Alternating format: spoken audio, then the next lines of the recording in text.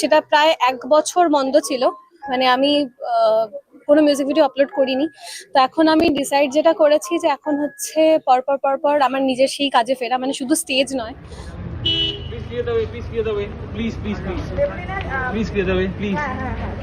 Welcome back. Okay, ভালো লেগেছে, সবাই খুব সাপোর্টিভ ছিল। আর এটা অ্যাকচুয়ালি এটা আমারই জায়গা, মানে স্টেজটা আমার জায়গা। বাট আজকে অনেকদিন পরে একটু প্রথমের দিকটাতে একটু কনফিডেন্সের অভাব ছিল, বাট ঠিক আছে, ভালো লেগেছে। পরপর নিশ্চয়ই এখন শো করবে Yes, হ্যাঁ, এখন পরপর আছে। জাস্ট মানে যেগুলো ছিল পরপর, মাঝে কটা দিন এই টানাপোড়েনে আর কি বন্ধ ছিল, তো দ্যাটস ওয়াই আগামীকাল থেকে আছে টানা। আমাদের সকলের জীবনে আপস এন্ড ডাউনস থাকে, তোমার জীবনে বলবে এটা একটা একটা ফেজ যেটা কেটে গেছে, শেখালো অনেক কিছু আমার মনে হয়। আজকে যেদিন যখন মঞ্চে দাঁড়ালে ঠিক কি মনে হচ্ছিল? টপ অফ দ্য ওয়ার্ল্ড কিছু কেমন ফিল হচ্ছিল? না, মনে হচ্ছিল যেটা করতে যাচ্ছিলাম সেটা ভুল ছিল, এটা মনে হচ্ছিল। তো এটাই, মানে এটা আমি ফিল করেছি, যেটাই করতে যাচ্ছিলাম সেটা নেক্সট টাইম রিপিট তো আমি করবোই না, জাস্ট মাথাতেও আনবো না, কাউকে বলবো না, এটাই। আর দর্শকদের ভালোবাসা দেখে তোমার কি মনে হচ্ছিল সেই সময়? ওইটা মিস করতাম, কিছু একটা গন্ডগোল হয়ে গেলে, এটা হচ্ছে ব্যাপার। বাট আজকে এখানে দাঁড়িয়ে যে আমি হাসছি, বা আজকে স্টেজে উঠেছি, আমি এতগুলো গান গেয়েছি, প্রায় 1.5 ঘন্টা পারফরমেন্স করেছি, সেটা হচ্ছে যে পজিটিভ কমেন্টস বা মেসেজের মাধ্যমে যে পজিটিভিটিটা পেয়েছি সেটার স্ট্রেংথে। তো এটার জন্যই অসংখ্য ধন্যবাদ হচ্ছে আমার ওই পজিটিভ অডিয়েন্সটাকে, যারা বুঝেছে। আজকে পারফরমেন্স কিন্তু জমিয়ে হয়েছে এবং সবাই উত্তেজনা তুঙ্গে ছিল। হ্যাঁ, কিছুটা লাইভ করেছি পেজ থেকে, কিছুটা ভালো লেগেছে। খুব কলেজ স্টুডেন্ট ছিল, দ্যাটস ওয়াই আরো এনার্জেটিক ছিল। নতুন বছরের শুরুতেই কিন্তু তুমি একটা বড় লেসন শিখলে এবং পেলেও। কি বলবে অন্যান্য, মানে দেখো তোমার যে প্রবলেমটা, আমার না ঘরে ঘরে এই সমস্যাটা রয়েছে, এবং আমি আর এটা নিয়ে এখন কথা বলতে চাই না, আমার এখন এটা নিয়ে একদমই কথা বলার ইচ্ছা নেই।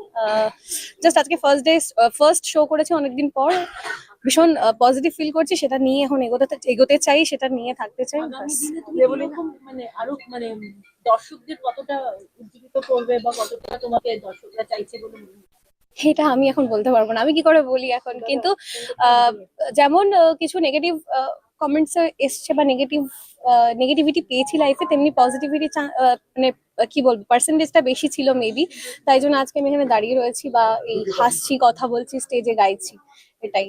দেবলীনা, আজকে প্রথমবার দেখছি, এর আগেও তোমার সঙ্গে কথা বলতে বলতে বাবা আটকাচ্ছ, মানে আমি অ্যাকচুয়ালি হাঁপিয়ে যাচ্ছি, মানে আমার একটু প্রবলেম হচ্ছে, ব্রিদিং প্রবলেম হচ্ছে। এটা ওই মেডিসিনস এর জন্য মেবি, মানে যেগুলো পরে যে মেডিসিন গুলো আমার এখন চলছে, এটার জন্য আমার একটু প্রবলেম হচ্ছে। এটা ঠিক হয়ে যাবে একটু কিছুদিন পর। তাহলে মঞ্চে যে বলছো পরপর পারফর্ম করবে, তো অসুবিধা আজকেও নিশ্চয়ই হয়েছে? আজকে একটু হয়েছে, বাট ঠিক আছে, ম্যানেজেবল।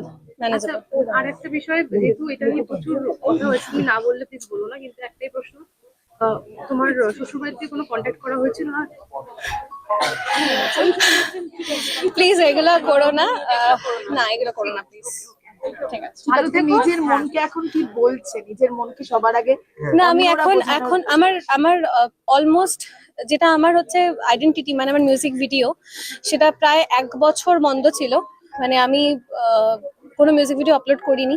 তো এখন আমি ডিসাইড যেটা করেছি যে এখন হচ্ছে পরপর পরপর আমার নিজের সেই কাজে ফেরা, মানে শুধু স্টেজ নয়, যেটা আমার আইডেন্টিটি, আমার মিউজিক ভিডিও, আমার কিছু নতুন গান, কিছু নিজের গান নিয়ে, সেগুলো মেবি এই মাসের শেষের দিক থেকে সেই গানগুলো আমি লঞ্চ করব।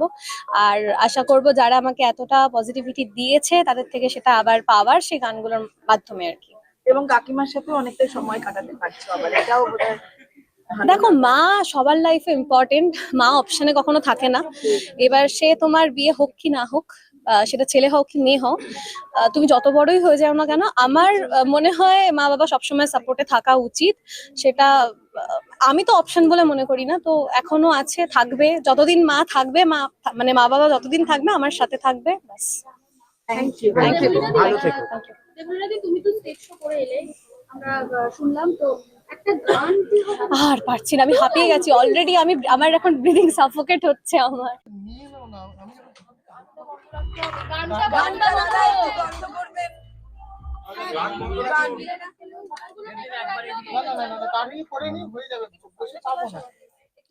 কাকিমা আসছেন, ফোন আসবে না।